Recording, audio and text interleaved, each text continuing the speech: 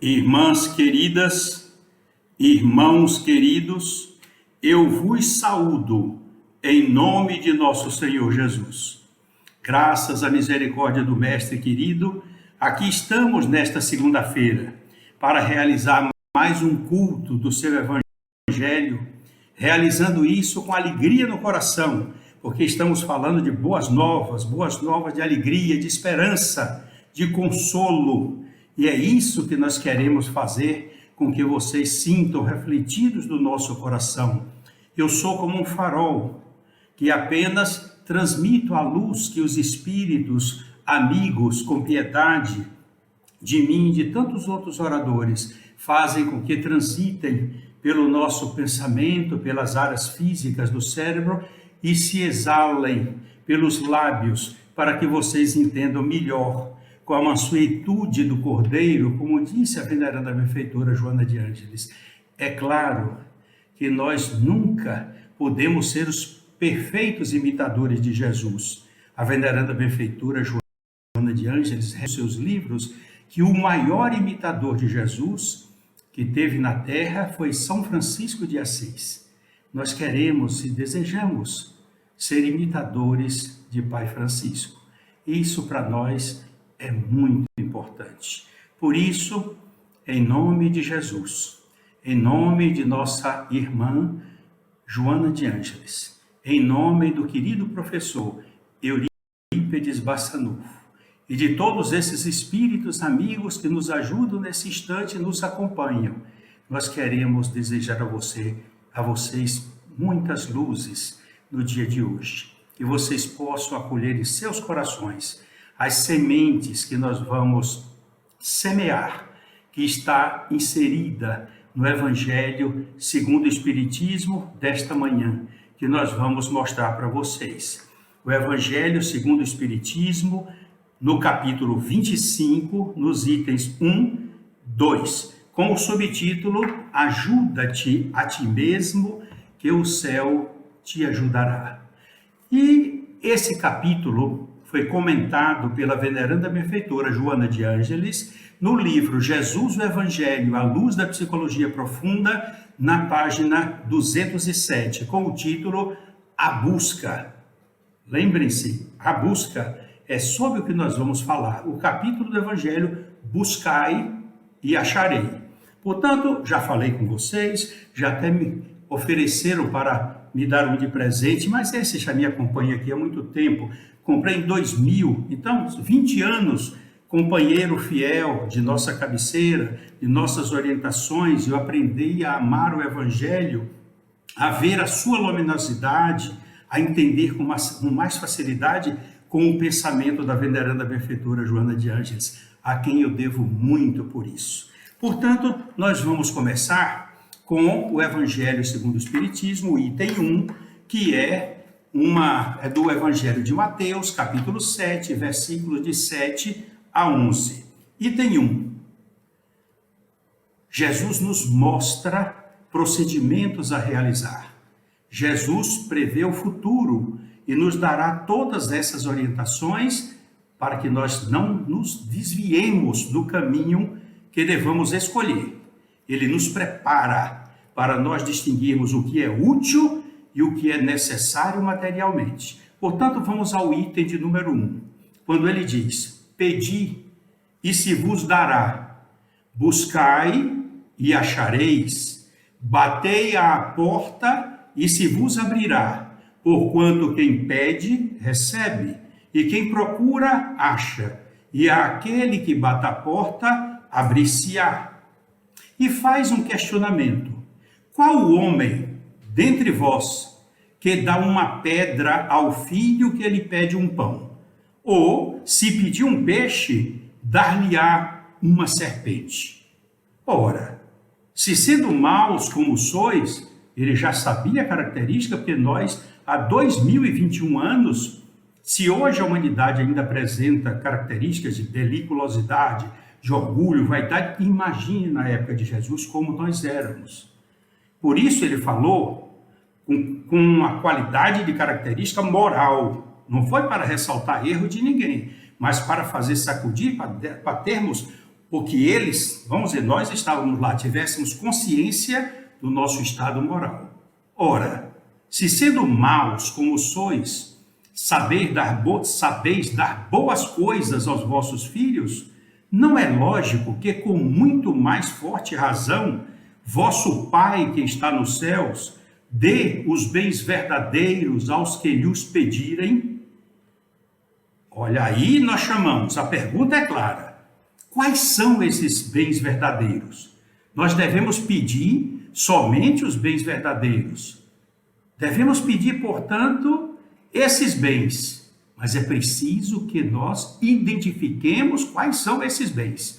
E vamos encontrar aqui no Evangelho segundo o Espiritismo, no capítulo de número 5, quando o nosso irmão Allan Kardec redigiu, no item 5. Do ponto de vista moral, as palavras de Jesus significam: pedi a luz que vos clareie o caminho, e ela vos será dada. Pedi forças para resistirdes ao mal, e as tereis. Pedi assistência dos bons espíritos, e eles virão acompanhar-vos. Pedi bons conselhos, e eles não vos serão recusados. Batei à nossa porta, e ela se vos abrirá. Tal o sentido das palavras de Jesus: buscai e achareis, batei e abre-se-vos-á.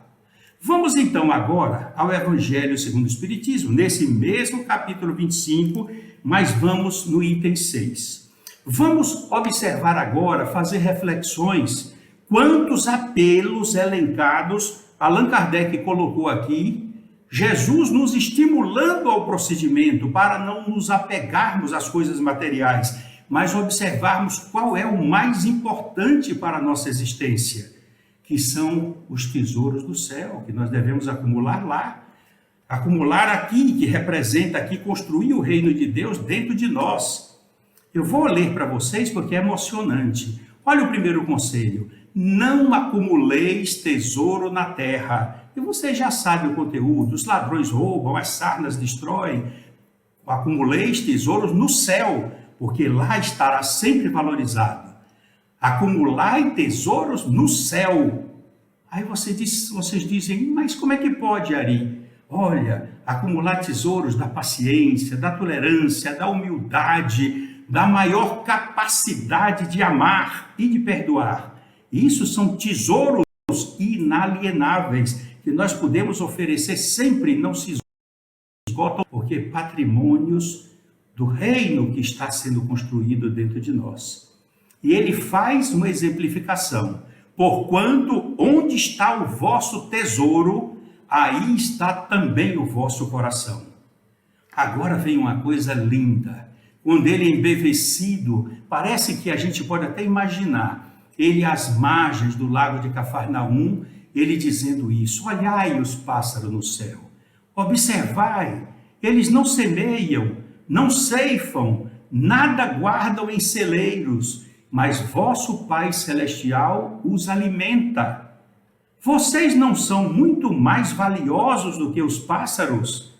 Olha que representação maravilhosa, encaminhando-nos justamente para essas reflexões, para análise, para nos valorizarmos e não nos apegarmos às coisas da matéria. Ainda no item 6, esse que fala dos pássaros, olha como ele esclarece aqui: buscai primeiramente o reino de Deus e a sua justiça, que todas essas coisas que vocês querem serão dadas por acréscimo. É isso que nós precisamos observar. Eu trouxe aqui para vocês uma das coisas mais lindas que eu tenho aqui. O livro da professora Amélia Rodrigues, de 1969, As páginas já estão soltando de tanto velhinho. Aí você diz, Ari, está faltando dinheiro para você comprar outro? Não, esse aqui tem um valor sentimental muito grande. Olha aqui, autografia de Divaldo Franco em 24 de outubro de 1977. Aqui nós vamos verificar num capítulo aqui maravilhoso que nos fala sobre o templo a família de Betânia. Vocês podem ler. É lindo, ó lindo. Mas antes desse capítulo aqui tem esse texto que eu vou ler para vocês, no capítulo anterior. Amélia Rodrigues, primícias do reino. O povo era o seu rebanho, quer dizer, o rebanho de Jesus. Para esse rebanho, ele viera dar a vida. Ele experimentava, porém, um sofrimento atroz, porque o povo não o compreendia. Era o sofrimento que decorre do amor desdenhado, desprezado. Vocês viram que Jesus passava? Por isso que sempre eu sigo as orientações de Santo Agostinho, quando ele diz, isso está lá, observação, nos escritos dele, no Evangelho, nós temos isso todas as noites, verificar, fazer uma avaliação do nosso dia, quanto de bem nós fizemos, quantas lágrimas nós enxugamos, quantas coisas nós não fizemos porque nós dominamos as nossas inclinações negativas. Tudo isso para dar alegria a Jesus. Essa deve ser a nossa observância, a nossa meta. Porque o que ele orientava era com amor. O povo era o seu rebanho, diz Amélia Rodrigues. Para esse rebanho, Jesus veio dar a vida. Ele experimentava, porém, um sofrimento atroz, porque o povo não o compreendia. E nós, será que nós estamos já compreendendo Jesus para seguir os conselhos que ele nos oferece, que é para a nossa felicidade? O povo não compreendia, porque ele tinha um sofrimento que decorre do amor desdenhado. Em Mateus, no capítulo 11, versículos 28 a 30, eu trago para vocês uma passagem que eu sempre me refiro a ela em vários estudos. É uma orientação linda que Jesus dá para nós. Eu vou repetir, Mateus capítulo 11, versículos 28 a 30. Vinde a mim, todos vocês, em vez de dizer todos vós, eu vou misturar para que vocês entendam melhor. Vinde a mim, venham a mim, todos vocês que estão aflitos e sobrecarregados, que eu vos aliviarei. Olha que ele não está prometendo a cura, ele está prometendo um alívio. Tomai sobre vós o meu jugo e aprendei comigo, que sou brando e humilde de coração, e achareis repouso para as vossas almas, pois é suave o meu jugo e leve o meu fardo. Quantos ensinamentos nós temos aí para absorver. Tomai sobre vós o meu jugo. Daqui a pouco nós vamos saber o que é jugo. E aprendei comigo. Olha o que ele diz que nós devemos aprender com ele. Aprendei comigo, que eu sou brando, calmo, sereno, educado e humilde de coração, sem orgulho, sem vaidade, sem soberba. E aprendendo a brandura e a humildade de coração, nós acharemos repouso para as nossas almas, a paz, a serenidade, pois suave é o meu jugo e leve o meu fardo. E o que é jugo? Jugo é um vínculo de submissão, é um preito de obediência. Obediência a quê? Obediência à lei de amor. Se nós obedecermos à lei de amor, não vamos fazer mal mais a ninguém. De hoje em diante não faremos mal a ninguém, porque estaremos submetidos à lei do amor, obedecendo, amar o próximo como a si mesmo, fazer aos outros aquilo que gostaríamos que os outros fizessem conosco. E o que é fardo? Fardo representa uma carga, um volume, impõe como dever o amor e a caridade. Portanto, obedecer à lei de amor, não fazer mais mal a ninguém, e dever de praticar o amor e praticar a caridade. Isso é que nos trará a felicidade. Por isso que o povo não entendia e ele sofria tanto. E eu peço a vocês, como eu peço ao meu anjo da guarda, aos espíritos amigos que me ajudem, porque Jesus sofreu pelo amor desdenhado, não aceitar nem absorver os conhecimentos dele. Não vamos fazer isso de novo. Vamos mudar o nosso procedimento. Joana de Ângeles, no livro Jesus e o Evangelho, à luz da psicologia profunda, na página 207, ela diz aqui: enquanto o bruto, rústico, contenta-se com o essencial para a existência, comer, beber, dormir, aquele que pensa, aspira, deseja a mais significativas realizações que ultrapassam os impositivos automatistas do fenômeno orgânico, ultrapassam as necessidades automatísticas da fome, da sede, do sono. Aquele que pensa, deseja a mais significativas realizações que ultrapassam os impositivos automatismos do fenômeno do nosso organismo. Olha que coisa que nós devemos observar. Na página 208, ela diz aqui: antes, porém, de ser empreendida por alguém uma busca, torna-se necessário que saiba o que deseja e para qual finalidade o deseja. Saber o que deseja e qual é a finalidade a que deseja. Me lembrei agora de uma história muito interessante, de um fato ocorrido comigo quando eu era professor de português na área de gramática no Galileu. Era o pré-vestibular e é uma época em que os alunos ficam sempre assim, agitados, nervosos, estudando muito, têm muitos sonhos e às vezes o maior medo é o Enem, era o vestibular e as coisas assim ficavam. Um dia, quando terminou a aula, um casal de jovens, ele, namoradinho dela, ela também, vieram me procurar. Ela estava com os olhos lacrimejando. E eu conversei com ela, o que é que se tratava, ela soluçando sem poder falar, e o rapazinho muito solícito, amava, como se fosse um reencontro de outras reencarnações. Eu vi assim, um casal assim, olha, que parece que Deus colocou junto para reiniciar uma nova reencarnação. Ele, preocupado com ela, falou: professor, ela tem muito medo do vestibular. Ela deseja fazer medicina, mas há 3 anos que ela vai, na hora, ela pontua enfermagem. E aí, já perdeu 3 vestibulares. Aí eu falei: tá bom, eu compreendi. Aí perguntei a ela: menina, é verdade isso? Você quer realmente fazer medicina? Quero. Olha o que eu fiz, eu segui Joana. É preciso saber o que é deseja. Você deseja fazer medicina? Desejo. E para que você deseja fazer medicina? O meu sonho é trabalhar com crianças. Eu conheço aquela instituição, Médicos Sem Fronteiras, olha, atendendo crianças lá naquelas guerras, crianças com deficiente, crianças sofrendo. Eu quero aqui em Itabuna ter o Manuel Novaes, eu já estive lá olhando, aquilo ali me toca aqui dentro, tem algo em mim que a minha missão é na pediatria e eu quero realmente fazer medicina. E por que é que nesses 3 anos você optou pela enfermagem?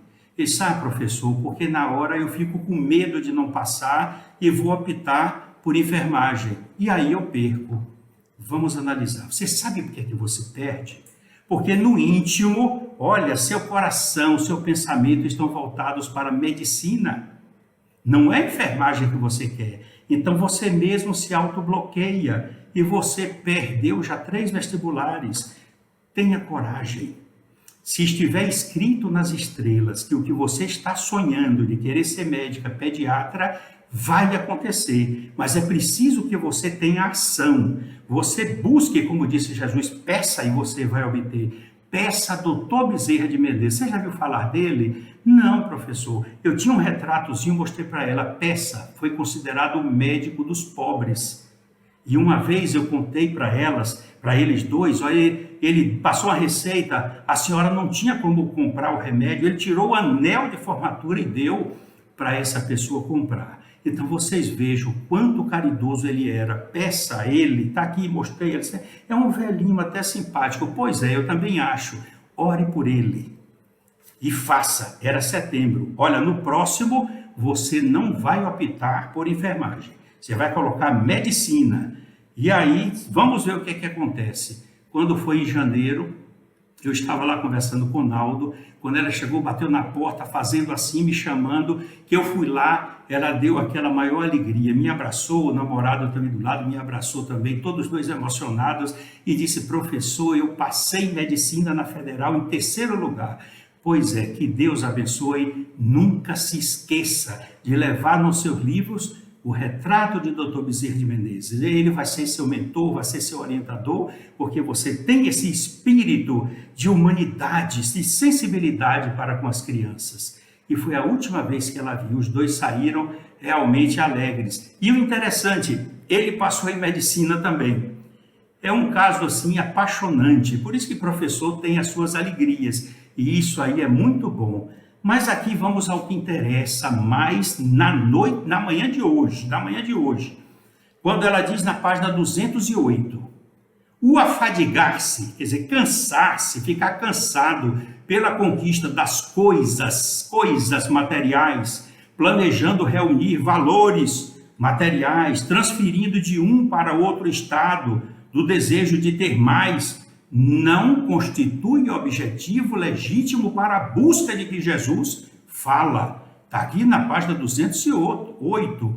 Na página 209, que é a seguinte, ela diz: a busca, na acepção da psicologia profunda, é o intenso trabalho de autoaprimoramento, de autoiluminação, olha, isso afastando, esbatendo toda a sombra teimosa que são os resquícios de nossas existências anteriores, geradora de ignorância e de sofrimento, que nos persegue. Portanto, a nossa sombra, como a sombra de qualquer pessoa, o objetivo do Evangelho de Jesus, como a veneranda benfeitora Joana diz, é iluminar essa sombra e nos dar a liberdade de seguir dentro da luminosidade que a espiritualidade deseja, iluminando os nossos caminhos. Jesus o confirmou com sabedoria nessa trilogia. A veneranda diz: Jesus confirmou tudo isso com sabedoria nessa trilogia magistral. Pedi, buscai e batei, dignificando o ser humano, que nunca se deve deter naquilo que já conseguiu. Pedir, buscar, bater, sempre procurando fazer realizações maiores na direção da angelitude. Na página 211, ela diz aqui: o ser real, verdadeiro, nunca se detém no crescimento interior, sempre há por maiores absorções nas realizações do amor e do conhecimento. Olha o amai-vos e instruí-vos, vocês estão vendo? E aqui ela continua: a capacidade do ser real, momentaneamente limitada de satisfação pela reencarnação, amplia-se à medida que se lhe dilatam as percepções da imortalidade e as ânsias do infinito na direção das estrelas. A lição proporcionada por Jesus em grande desafio à criatura humana permanece como diretriz que não pode ser retirada do comportamento espiritual do ser. Buscai e achareis. Agora nós vamos voltar ao livro. Olha como está velhinho, coitadinho, as páginas saindo, mas é o manuseio. E aqui nós vamos, Amélia Rodrigues, Primícias do Reino, página 153, capítulo A Família de Betânia. Aí você já sabe, Ari, você vai falar sobre Marta e Maria, claro, são opções, são escolhas, são buscas. É uma lição maravilhosa que vocês vão ver, só que no Evangelho de Lucas, são poucos versículos, e eu já falei aqui, Lucas foi discípulo de Paulo, que não conheceu Jesus. Paulo o envolveu, orientou, deslumbrou com as coisas de Jesus. Ele era médico, nasceu no norte da África, tinha um conhecimento grego maravilhoso de filosofia, a chamada cultura helênica. Ele era um profundo conhecedor e despertou nele o que? As parábolas, pelos conhecimentos que elas estão ali, nebulosamente escondidas, mas que à proporção que nós crescemos, vamos descobrir conhecimentos maravilhosos de Jesus ali. E outra coisa é que ele optou pelas curas. Por quê? Porque ele era médico. Então, ele não conheceu Jesus, foi discípulo de Paulo, e Paulo não estava em Betânia, na casa de Lázaro, quando ocorreu esse diálogo com Maria. Aí vocês perguntam, mas João estava? Estava, e por que é que não escreveu? Na certa, ele não captou a extensão daquele ensino que Jesus estava dando ali. Mas a professora Amélia Rodrigues, claro, professora emérita de nossos corações, ela sabe da necessidade. Então vocês vão ver a descrição como se parece ela estivesse lá. Jesus tinha vindo de Jerusalém, ele nunca dormiu lá. Olha que a veneranda professora Amélia Rodrigues disse que ele dizia que o amor nunca esteve lá. Então, quando era de tardinha, ele arrumava um lugar para ir, ou ia lá, né, no Monte das Oliveiras, dormia sob o céu das estrelas. Para ele era simples, né? Ele falava que as aves têm ninhos e ele não tem nenhuma pedra, nem um lugar para sustentar a cabeça. Ele dormia assim e praticamente se desdobrava durante o sono.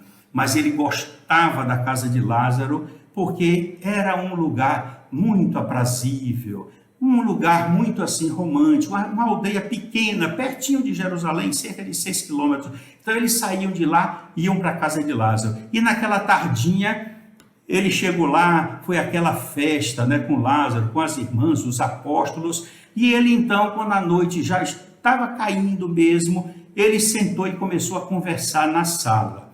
Ele falava com Lázaro, segundo a professora Amélia, narrando a Lázaro os últimos acontecimentos que estavam ocorrendo em Jerusalém, mas explanou o ponto de vista dele sobre o futuro da humanidade. Aí é que está. Maria sentou-se aos pés de Jesus e diz a professora Amélia, como se eu estivesse vendo, olhava Jesus docemente, assim, ó, embevecida, por causa do que ele estava falando, irradiando, que futuro seria. Olha aqui, ela diz, Maria senta-se aos pés de Jesus e olha-o docemente, acompanhando a narrativa com embevecimento, ali, ó, captando tudo que Jesus falava. De repente ouviu-se um grito, Maria! Grita Marta. E encontrando Marta, reclama na frente de Jesus, Mestre, manda Maria ajudar-me, enquanto eu me estafo, a estafar é cansar. Ela te importuna, sem preparar a casa para o repasto, quer dizer, para a alimentação. Jesus parou. Marta, Marta, respondeu Jesus sorrindo, estás fatigada com muitas coisas, mas uma só é necessária. E Maria escolheu a melhor parte, a qual não lhe será tirada. Marta, desapontada, se aquietou e disse, desculpa-me, Senhor, são os velhos hábitos muito arraigados dentro de mim. Aí Jesus disse, para atingir a plenitude, Marta, só uma coisa basta, espírito de luta, capaz de arrebentar as algemas velhas que nos prendem ao passado e, renovados, entregar-nos totalmente às coisas do Pai Celeste. Vocês viram? No Evangelho não tem, o único que fala, esses poucos versículos, é o de Lucas. Quantas orientações a professora Amélia captou nos arquivos espirituais. E ele continua, as preocupações sobre as coisas imediatas caracterizam a horizontalidade, olha aí, a horizontalidade em que muitos se perdem, perturbados pela própria pressa na luta em que se embrenham.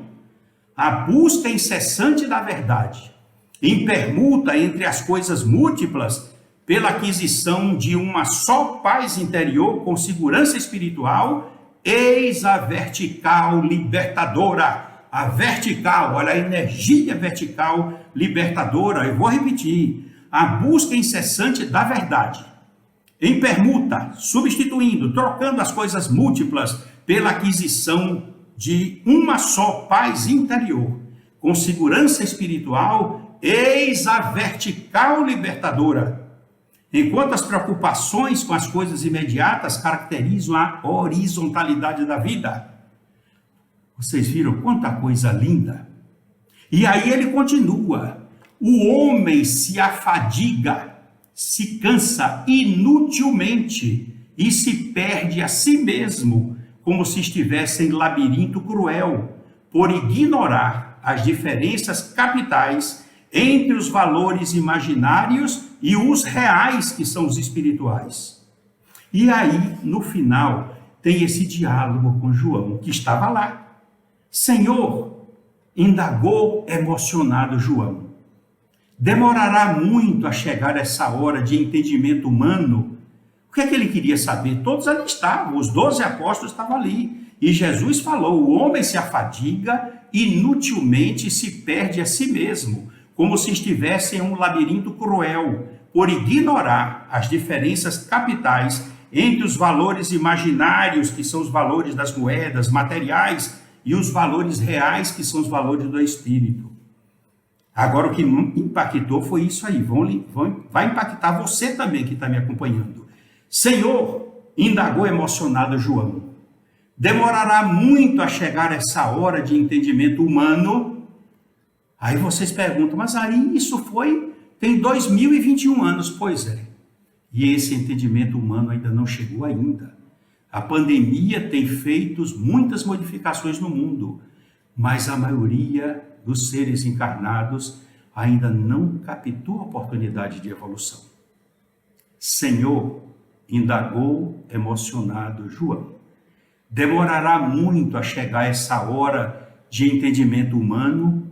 E ele conclui, João, as sementes estão sendo lançadas nestes dias. Olha, a semente era ele que estava lançando. As sementes estão aqui, as sementes do Evangelho, da Boa Nova. As sementes, respondeu Jesus, estão sendo lançadas nestes dias. A floração e a colheita pertencem a nosso Pai. Semeemos todos, amando-nos uns aos outros, incansáveis e sem pressa. Quer dizer, sem cansaço e sem pressa. E fascinados pela verdade espiritual, avancemos resolutos, pois que só isso realmente é necessário. Vocês estão vendo, isso é maravilhoso. Quantas informações surpreendentes. Lucas, no capítulo 10, versículos 38 a 42. Portanto, 38 a 39, 40, 41, 42. 5 versículos só. Nem Mateus registrou nada. Nem João, nada. Nem Marcos também. Marcos foi discípulo de Pedro, não conheceu Jesus. Ele escreveu a pedido de Pedro em Roma para atender a demanda dos romanos convertidos, daqueles italianos convertidos ao cristianismo. Então, Lucas escreveu apenas 4, nenhum dos outros 3 escreveu. Quantas informações, mas o que Lucas escreveu nesses 5 versículos já é bom demais para nós entendermos que Maria escolheu a melhor parte, escolheu para a vida dela as informações que Jesus estava semeando nos corações. Olha que coisa linda. As sementes, respondeu Jesus, estão sendo lançadas nesses dias. Naquele dia, 2021 anos, Jesus estava dizendo, as sementes estão sendo lançadas. Elas caem nos corações. Jesus já falou em outra oportunidade a parábola do semeador, que representa cada coração nosso, um tipo de solo que ele descreveu. A floração, quer dizer, as flores e a colheita pertencem ao nosso Pai. Então, semeemos todos, amando-nos uns aos outros de forma incansável e sem pressa, e fascinados pela verdade espiritual, avancemos resolutos, pois que só isso realmente é necessário para a vida de todos nós. É isso que me fascina no Evangelho de Jesus. Por isso, meus queridos irmãos, vamos seguir os conselhos de Jesus, não somente nas segundas-feiras, quando nós estamos fazendo esses comentários, mas fazendo da vida diária, a abertura do nosso Evangelho segundo o Espiritismo. Nesse período de pandemia, fazemos uma vez por semana, vamos fazer 5 vezes, 6 vezes, 7 vezes, trazer Jesus para dentro de nossa casa, para ele revigorar os nossos sentimentos, a nossa vontade de perfilar na sua caminhada, caminhar com Ele em pensamento, amando mais, tendo mais fé, coragem e disseminando o nosso amor e a caridade, trazendo bênçãos para todos aqueles necessitados que nós encontramos no nosso caminho, porque na verdade nós somos efetivamente os mais beneficiados, porque quem acende uma vela numa sala escura, o primeiro a se iluminar é aquele que está com a vela na mão. Também aquele que ama, irradia o seu amor, e esse amor, antes de iluminar os outros, ilumina o próprio ser que expede esse amor. Aprendamos a paciência, aprendamos a tolerância, aprendamos a confiar num mundo melhor. Jesus está no leme, Jesus está dirigindo as coisas do nosso planeta e vamos esperar sempre a bonança para as nossas vidas. Estamos em transição de um mundo de expiação e provas para um mundo de regeneração. Vamos nos esforçar para dominar as inclinações negativas, para que possamos continuar no nosso planeta. Se voltarmos agora para reparar e voltar depois, ou então continuar trabalhando, aprendendo mais e fazendo os outros menos sofredores e mais felizes. Essa é a nossa meta. Seguir Jesus com o prazer de amar e a alegria de servir sempre. Que Jesus os abençoe e os envolva com muita paz, com muita luz, e que o nosso irmão Batuíra continue de onde ele estiver, irradiando o seu abraço, a sua paz, a sua bênção paternal, estimulando todos nós a nos mantermos unidos em pensamento, aguardando a oportunidade de sermos chamados diretamente para a nossa vinha, aquela que se chama Grupo Espírita Casa de Guará. Fiquem com Jesus no coração e recebam o meu abraço virtual, abraço paternal, abraço amoroso e que reflete um carinho muito grande por eu ser espírita, por estar na Casa de Guará e por ser cristão como vocês. Fiquem com Jesus. Deus os abençoe.